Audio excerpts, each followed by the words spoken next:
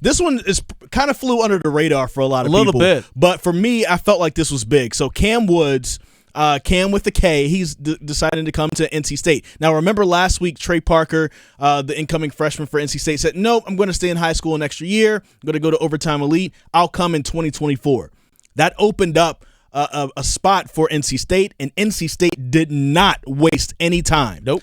So I personally know of Kam Woods because I was calling a North Carolina A&T State University game last year. I did play-by-play on that game, and I remember doing my research on North Carolina A&T, watching a few games of them, and I was like, this guy Kam Woods just jumps off the tape, and I saw him in person. He jumped out to me in person when I was calling that game. And so when I see that he's coming to NC State, like, that's a sneaky big pickup. Like, people think of, MJ Rice, Ben Middlebrooks, those Muhammad Diarra, those big-time names who came from big-time programs, and like, oh, yeah, that's going to help out NC State, and it will. But this guy, Kam Woods, is probably one of those, like, diamonds in a rough that could possibly flash when he starts getting playing time on the ACC level. This guy's really good. I mean, you helped me dive into him a little bit earlier today. What did you see on him? HBCU All-American, averaged 17.3 games per game last season for the Aggies. This actually is going to be his fourth school in 4 years. He started off his career at Troy, went to JUCO, won a national championship for JUCO in 2022, played last season with North Carolina A&T, has a couple years of eligibility left because of the COVID year and all that kind of stuff. But 6'2", 185. I mean, actually in a game last season playing for North Carolina A&T, they were at Houston.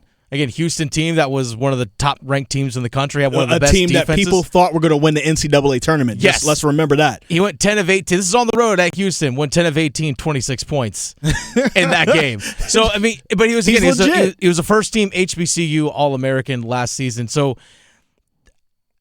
Kevin Keatts is putting together a pretty strong backcourt. He also had there in Raleigh. He also had a 30 ball against College of Charleston last year. Yeah, when they were ranked. And remember, College of Charleston was a top 25 team for a big chunk of the season. But no, you're right. Absolutely.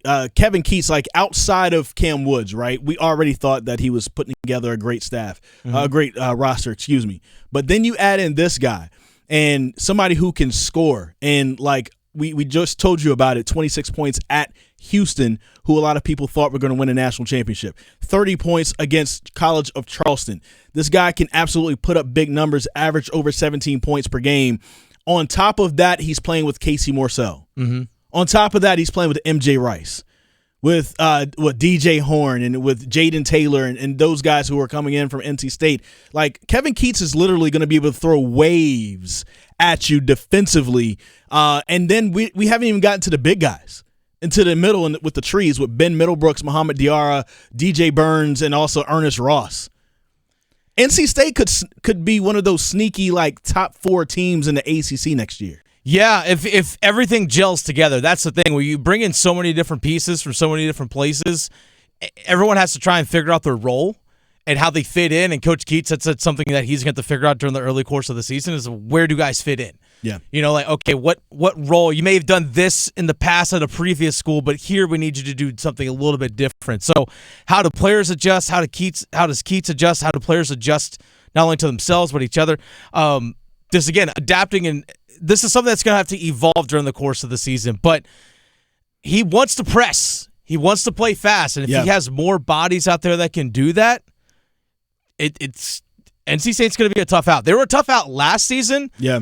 I know they've lost probably the top talent with Terquavion Smith going to the NBA.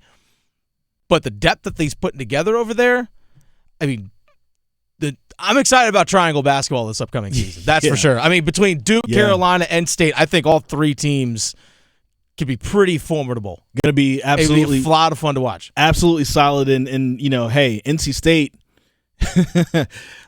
people thought they had a good season this year. Man, I mean, they could possibly have an even better season this coming year. They if everything fits together. They kind of stalled a little bit late in the season. Yes. Did NC State. But I figured if they have depth, but here's something we mentioned, how Kam Woods won a JUCO national championship in 2022. I know it's just JUCO, but understanding how to play late in season and single elimination and all that kind of stuff. And winning a national and winning it, even though that's at a different level, that stuff still does translate. That Yes. stuff still does matter. Yes, absolutely. And then also just with the fact that last year when you talked about when they sputtered a little bit at the end, a lot of that too was health, right? Yeah. So if you have all of these guys that are now here, just in case, like what if Kam Woods doesn't play a lot at the beginning of the year, but then maybe there's an unfortunate injury to someone at some point. It's sports. It happens. It happens. And then Kam Woods, can you just plug him right in there?